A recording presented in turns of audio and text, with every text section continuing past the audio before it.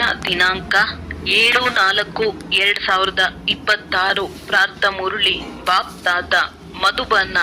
ಮಧುರ ಮಕ್ಕಳೇ, ಯಾವಾಗಲೆಲ್ಲ ಸಮಯ ಸಿಗುತ್ತದೆ ಆಗ ಏಕಾಂತದಲ್ಲಿ ಕುಳಿತು ಸತ್ಯ ಪ್ರಿಯತಮನನ್ನು ನೆನಪು ಮಾಡಿ, ಏಕೆಂದರೆ ನೆನಪಿನಿಂದಲೇ ಸ್ವರ್ಗದ ರಾಜ್ಯ ಭಾಗ್ಯವು ಸಿಗುತ್ತದೆ. ಪ್ರಶ್ನೆ: ತಂದೆಯು ಸಿಕ್ಕಿದ್ದಾರೆಂದರೆ ಯಾವ ಆಲಸ್ಯವು ಸಮಾಪ್ತಿಯಾಗಬೇಕಾಗಿದೆ?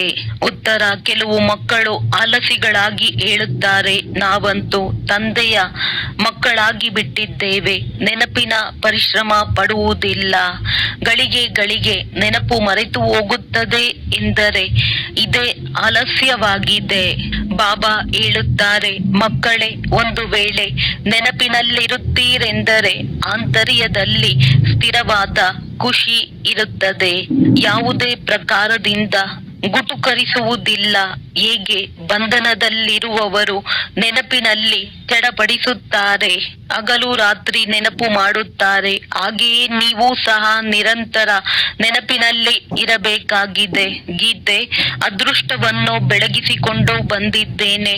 ಓಂ ಶಾಂತಿ. ತಂದೆಯ ಮಕ್ಕಳಿಗೂ ತಿಳಿಸಿದ್ದಾರೆ, ನೀವು ಓಂ ಶಾಂತಿ ಹೇಳುತ್ತೀರಿ. ತಂದೆಯು ಓಂ ಶಾಂತಿ ಅರ್ಥಾತ್ ನೀವು ಆತ್ಮರು ಶಾಂತ ಸ್ವರೂಪರಾಗಿದ್ದೀರಿ ಎಂದು ಹೇಳುತ್ತಾರೆ. ತಂದೆಯು ಶಾಂತ ಸ್ವರೂಪನಾಗಿದ್ದಾರೆ. ಆತ್ಮದ ಸ್ವಧರ್ಮವು ಶಾಂತಿಯಾಗಿದೆ, ಪರಮಾತ್ಮನದ್ದು ಸ್ವಧರ್ಮ ಶಾಂತಿಯಾಗಿದೆ. ನೀವು ಸಹ ಶಾಂತಿಧಾಮದಲ್ಲಿ ಇರುವವರಾಗಿದ್ದೀರಿ. ತಂದೆಯೂ ಸಹ ಹೇಳುತ್ತಾರೆ, ನಾನು ಕೂಡ ಅಲ್ಲಿರುವವನಾಗಿದ್ದೇನೆ.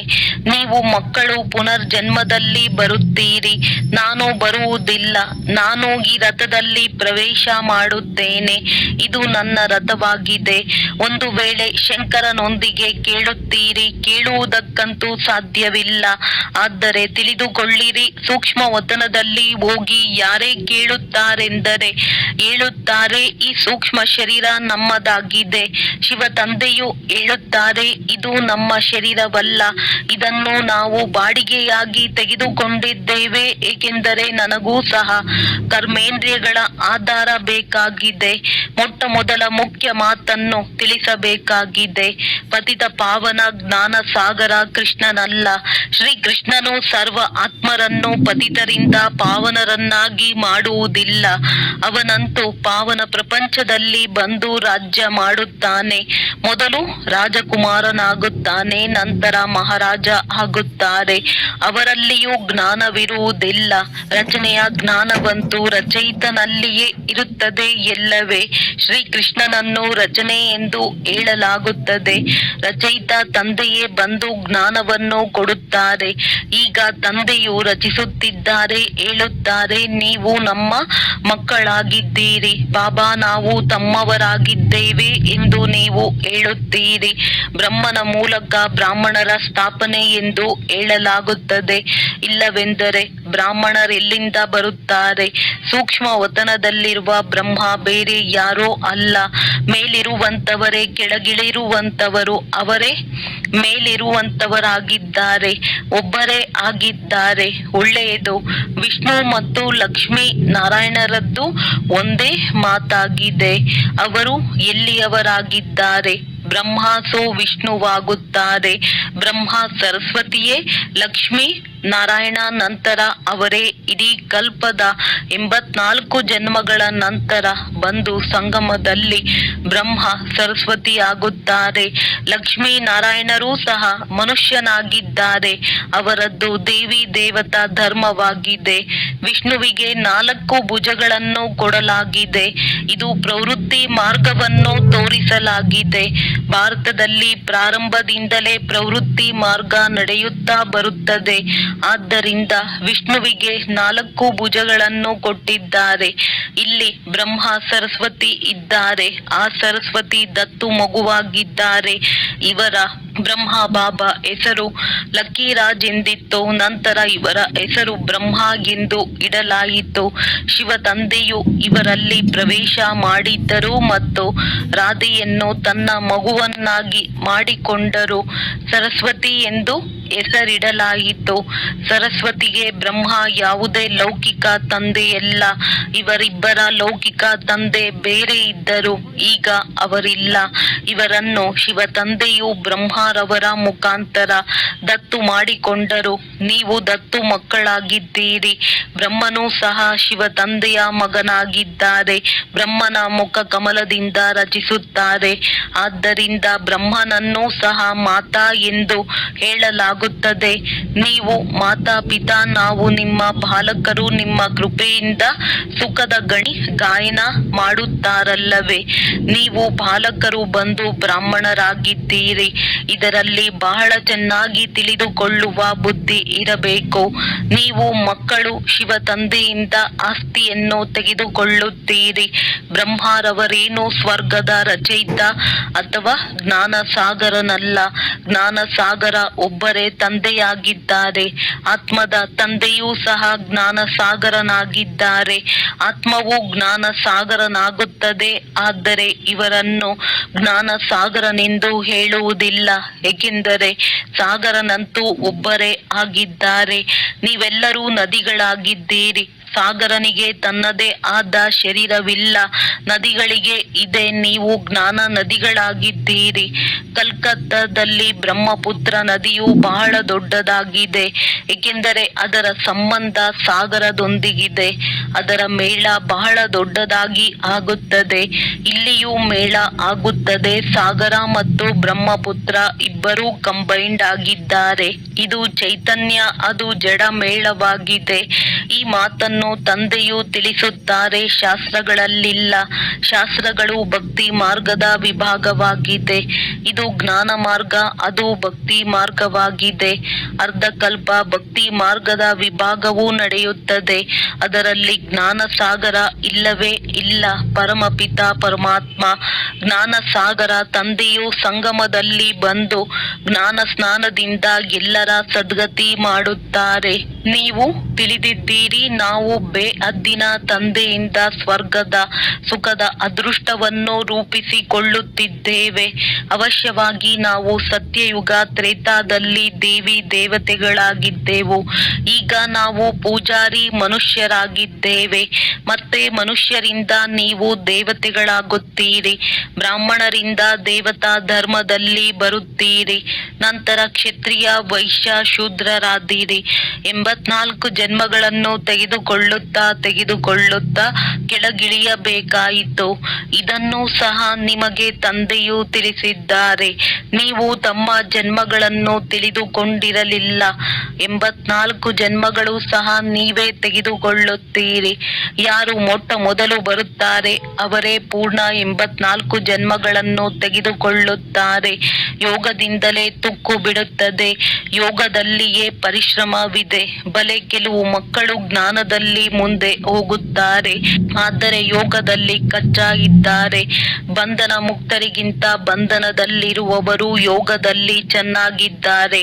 ಅವರಂತೂ ಶಿವ ತಂದೆಯ ಮಿಲನಕ್ಕಾಗಿ ಚಡಪಡಿಸುತ್ತಿರುತ್ತಾರೆ. ನಿಮಗಂತೂ ಸಿಕ್ಕಿದ್ದಾರೆ, ನೆನಪು ಮಾಡಿ ಎಂದು ಹೇಳಲಾಗುತ್ತದೆ. ಆದರೆ ನೀವು ಗಳಿಗೆಗೂ ಮರೆತು ಹೋಗುತ್ತೀರಿ.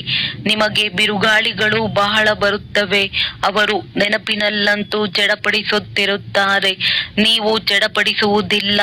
ಅವರು ಮನೆಯಲ್ಲಿ ಕುಳಿತಿದ್ದಂತೆಯೇ ಶ್ರೇಷ್ಠ ಪದವಿಯಾಗುತ್ತದೆ. ನೀವು ತಿಳಿದಿದ್ದೀರಿ, ತಂದೆಯ ನೆನಪಿನಲ್ಲಿರುವುದರಿಂದ ನಮಗೆ ಸ್ವರ್ಗದ ರಾಜ್ಯ ಭಾಗ್ಯ ಸಿಗುವುದು. ಹೇಗೆ ಮಗು ಗರ್ಭದಿಂದ ಹೊರಬರಲು ಚಡಪಡಿಸುತ್ತದೆ, ಹಾಗೆಯೇ ಬಂಧನದಲ್ಲಿರುವವರು ಚಡಪಡಿಸುತ್ತಾ ಶುಭಾಭಾಗಿ ಬಂಧನದಿಂದ ಬಿಡಿಸಿ ಎಂದು ಕೂಗುತ್ತಿರುತ್ತಾರೆ. ಹಗಲು ರಾತ್ರಿ ನೆನಪು ಮಾಡುತ್ತಾರೆ. ನಿಮಗೆ ತಂದೆಯು ಸಿಕ್ಕಿದ್ದಾರೆಂದರೆ ನೀವು ಹುಡುಗಾಟಿಕೆಯಲ್ಲಿದ್ದೀರಿ. ನಾವು ಬಾಬಾರವರ ಮಕ್ಕಳಾಗಿದ್ದೇವೆ. ನಾವು ಈ ಶರೀರವನ್ನು ಬಿಟ್ಟು ರಾಜಕುಮಾರರಾಗುತ್ತೇವೆ ಎನ್ನುವ ಸ್ಥಿರವಾದ ಖುಷಿಯು ಆಂತರ್ಯದಲ್ಲಿರಬೇಕು. ಆದರೆ ಮಾಯೆಯು ನೆನಪು ಮಾಡಲು ಬಿಡುವುದಿಲ್ಲ. ನೆನಪಿನಿಂದಲೇ ಬಹಳ ಖುಷಿಯಲ್ಲಿರುತ್ತೀರಿ. ನೆನಪು ಮಾಡುವುದಿಲ್ಲವೆಂದರೆ ಗುಟುಕರಿಸುತ್ತಿರುತ್ತೀರಿ. ಅರ್ಧಕಲ್ಪ ನೀವು ರಾವಣ ರಾಜ್ಯದಲ್ಲಿ ದುಃಖವನ್ನು ನೋಡಿದ್ದೀರಿ. ಅಕಾಲ ಮೃತ್ಯುವಾಗುತ್ತಾ ಬಂದಿದೆ. ದುಃಖವಂತೂ ಇದ್ದೇ ಇದೆ. ಬಲೆ ಎಷ್ಟೇ ಸಾಹುಕಾರರಿರಲಿ ದುಃಖವಂತೂ ಇದೆ. ಅಕಾಲ ಮೃತ್ಯುವಾಗುತ್ತದೆ. ಸತ್ಯುದಲ್ಲಿ ಇಂತಹ ಅಕಾಲ ಮರಣವಾಗುವುದಿಲ್ಲ ಎಂದು ಕಾಯಿಲೆಯಾಗುವುದಿಲ್ಲ. ಸಮಯದಲ್ಲಿ ಕುಳಿತಿದ್ದಂತೆ ತಾನಾಗಿಯೇ ಒಂದು ಶರೀರವನ್ನು ಬಿಟ್ಟು ಇನ್ನೊಂದನ್ನು ತೆಗೆದುಕೊಂಡು ಬಿಡುತ್ತಾರೆ. ಅದರ ಹೆಸರೇ ಸುಖಧಾಮ ಎಂದಾಗಿದೆ. ಮನುಷ್ಯರಂತೂ ಸ್ವರ್ಗದ ಮಾತನ್ನು ಕಲ್ಪನೆ ಎಂದು ತಿಳಿಯುತ್ತಾರೆ. ಸ್ವರ್ಗ ಎಲ್ಲಿಂದ ಬರುತ್ತದೆ ಎಂದು ಹೇಳುತ್ತಾರೆ. ನೀವು ತಿಳಿದಿದ್ದೀರಿ, ನಾವಂತೂ ಸ್ವರ್ಗದಲ್ಲಿ ಇರುವವರಾಗಿದ್ದೇವೆ. ಮತ್ತೆ 84 ಜನ್ಮಗಳನ್ನು ತೆಗೆದುಕೊಳ್ಳುತ್ತೇವೆ. ಈ ಪೂರ್ಣ ಆಟವು ಭಾರತದ ಮೇಲೆಯೇ ಮಾಡಲ್ಪಟ್ಟಿದೆ. ನಾವು 21 ಜನ್ಮಗಳ ಪಾವನ ದೇವತೆಗಳಾಗಿದ್ದೆವು. ನಂತರ ನಾವು ಕ್ಷತ್ರಿಯ, ವೈಶ್ಯ, ಶೂದ್ರರಾದೆವು. ಈಗ ಮತ್ತೆ ಬ್ರಾಹ್ಮಣರಾಗಿದ್ದೇವೆ ಎಂದು ನೀವು ತಿಳಿದುಕೊಂಡಿದ್ದೀರಿ. ಈ ಸ್ವದರ್ಶನ ಚಕ್ರವು ಬಹಳ ಸಹಜವಾಗಿದೆ. ಇದನ್ನು ಶಿವತಂದೆಯು ತಿಳಿಸುತ್ತಿದ್ದಾರೆ. ಶಿವತಂದೆಯು ಬ್ರಹ್ಮನ ರಥದಲ್ಲಿ ಬಂದಿದ್ದಾರೆ ಎಂದು ತಿಳಿದಿದ್ದೀರಿ. ಯಾರು ಬ್ರಹ್ಮ ಆಗಿದ್ದಾರೆ ಅವರೇ ಸತ್ಯಯುಗದ ಆದಿಯಲ್ಲಿ ಶ್ರೀಕೃಷ್ಣನಾಗಿದ್ದನು.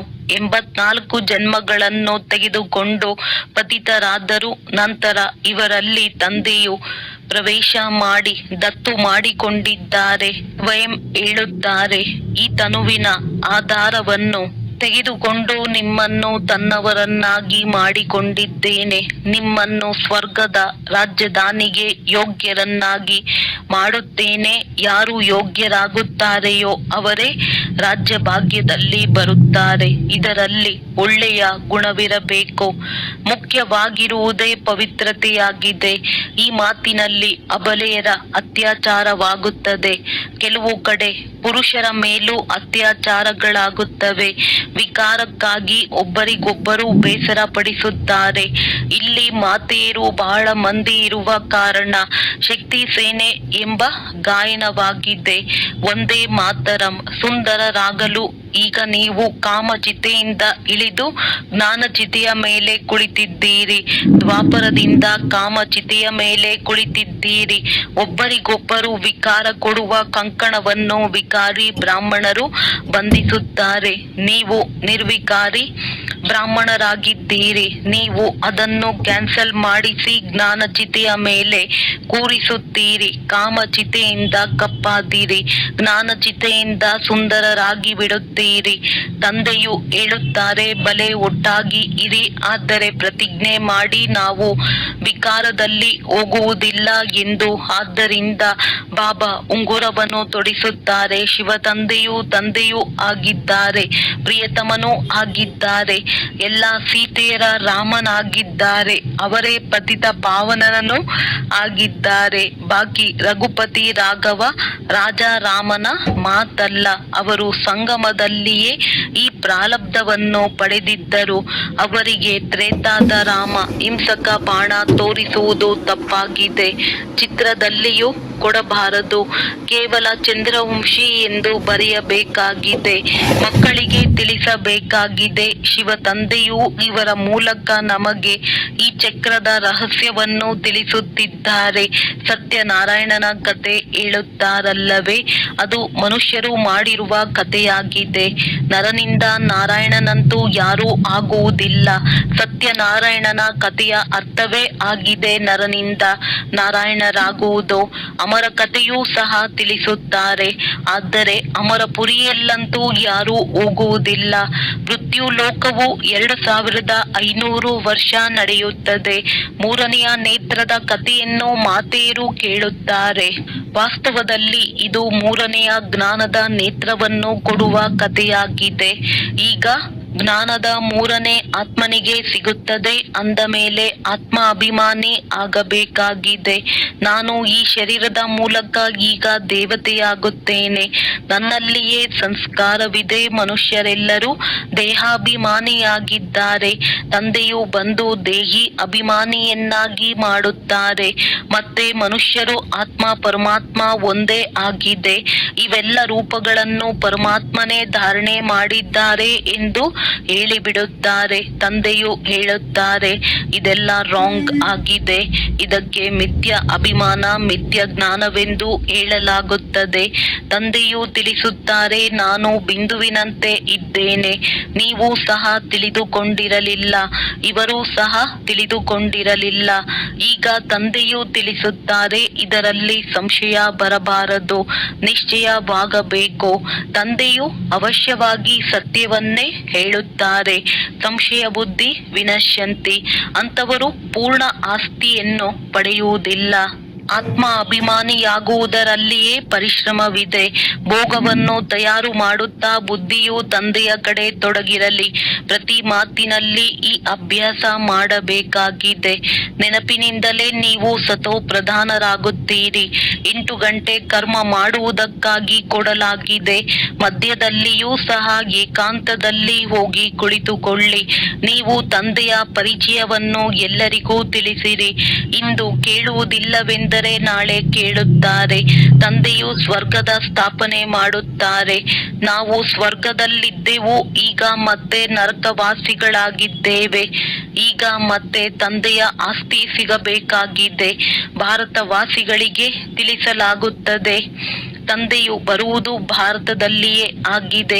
ನೋಡಿ, ನಿಮ್ಮ ಬಳಿ ಮುಸಲ್ಮಾನರು ಬರುತ್ತಾರೆ. ಅವರೂ ಸಹ ಸೇವಾ ಕೇಂದ್ರವನ್ನು ಸಂಭಾಲನೆ ಮಾಡುತ್ತಾರೆ. ಹೇಳುತ್ತಾರೆ, ಶಿವ ತಂದೆಯನ್ನು ನೆನಪು ಮಾಡಿರಿ. ಸಿಖ್ಖರು ಬರುತ್ತಾರೆ, ಕ್ರಿಶ್ಚಿಯನ್ನರು ಬರುತ್ತಾರೆ, ಮುಂದೆ ಹೋದಂತೆ ಬಹಳ ಬರುತ್ತಾರೆ. ಈ ಜ್ಞಾನವು ಎಲ್ಲರಿಗಾಗಿ ಇದೆ, ಏಕೆಂದರೆ ಇದಾಗಿದೆ ತಂದೆಯ ಸಹಜ ನೆನಪು ಮತ್ತು ಸಹಜ ಆಸ್ತಿ. ಆದರೆ ಅವಶ್ಯವಾಗಿ ಪವಿತ್ರರಂತೂ ಆಗಬೇಕಾಗುತ್ತದೆ. ದಾನ ಕೊಟ್ಟರೆ ಗ್ರಹಣ ಬಿಡುವುದು. ಈಗ ಭಾರತದಲ್ಲಿ ರಾಹುವಿನ ಗ್ರಹಣವಿದೆ. ನಂತರ ಬೃಹಸ್ಪತಿ ದಶೆಯು ಪ್ರಾರಂಭವಾಗುತ್ತದೆ. 21 ಜನ್ಮಗಳಿಗಾಗಿ ಮೊದಲು ಬೃಹಸ್ಪತಿ ದಶೆಯಾಗುತ್ತದೆ, ನಂತರ ಶುಕ್ರ ದಶೆಯಾಗುತ್ತದೆ. ಸೂರ್ಯ ವಂಶೀಯರ ಮೇಲೆ ಬೃಹಸ್ಪತಿ ದಶೆ, ಚಂದ್ರ ವಂಶೀಯರ ಮೇಲೆ ಶುಕ್ರ ದಶೆ ಎಂದು ಹೇಳಲಾಗುತ್ತದೆ. ನಂತರ ದಶೆಗಳು ಕಡಿಮೆಯಾಗುತ್ತಾ ಹೋಗುತ್ತದೆ. ಎಲ್ಲದಕ್ಕಿಂತ ಕೆಟ್ಟ ದಶೆಯಾಗಿದೆ ರಾಹು ದಶೆ. ಬೃಹಸ್ಪತಿಯು ಯಾವುದೇ ಗುರುವಾಗುವುದಿಲ್ಲ. ಈ ದಶೆಯಾಗಿದೆ ವೃಕ್ಷಪತಿಯದು. ವೃಕ್ಷಪತಿ ತಂದೆಯೂ ಬರುತ್ತಾರೆ ಅಂದ ಮೇಲೆ ವೃಕ್ಷಪತಿ ಮತ್ತು ಶುಕ್ರ ದಶೆಯಾಗುತ್ತದೆ. ರಾವಣನು ಬರುತ್ತಾನೆಂದರೆ ರಾಹು ದಶೆಯಾಗಿ ಬಿಡುತ್ತದೆ. ನೀವು ಮಕ್ಕಳ ಮೇಲೆ ಈಗ ಬೃಹಸ್ಪತಿ ದಶೆಯೂ ಕುಳಿತುಕೊಳ್ಳುತ್ತದೆ. ಕೇವಲ ವೃಕ್ಷಪತಿಯನ್ನು ನೆನಪು ಮಾಡಿ ಪವಿತ್ರರಾಗಿ ಅಷ್ಟೇ ಒಳ್ಳೆಯದು. ಮಧುರಾತಿ ಮಧುರ ಅಗಲಿ ಹೋಗಿ ಮರಳಿ ಸಿಕ್ಕಿರುವ ಮಕ್ಕಳ ಪ್ರತಿ ಮಾತ್ಪಿತಾ ಬಾಪ್ ದಾದಾರವರ ನೆನಪು, ಪ್ರೀತಿ ಹಾಗೂ ಸುಪ್ರಭಾತ. ಆತ್ಮಿಕ ಮಕ್ಕಳಿಗೆ ಆತ್ಮಿಕ ತಂದೆಯ ನಮಸ್ತೆ. ಧಾರಣೆಗಾಗಿ ಮುಖ್ಯ ಸಾರ. ಪ್ರತಿಯೊಂದು ಕಾರ್ಯ ಮಾಡುತ್ತಾ ಆತ್ಮ ಅಭಿಮಾನಿಯಾಗುವ ಅಭ್ಯಾಸ ಮಾಡಬೇಕಾಗಿದೆ. ದೇಹದ ಅಹಂಕಾರವು ಸಮಾಪ್ತಿಯಾಗಲಿ. ಇದಕ್ಕಾಗಿ ಪರಿಶ್ರಮ ಪಡಬೇಕು. ಸತ್ಯಯುಗಿ ರಾಜ್ಯ ಭಾಗ್ಯದ ಯೋಗ್ಯರಾಗಲು ತಮ್ಮ ಮ್ಯಾನರ್ಸ್ ಅನ್ನು ರಾಯಲ್ ಮಾಡಿಕೊಳ್ಳಬೇಕಾಗಿದೆ.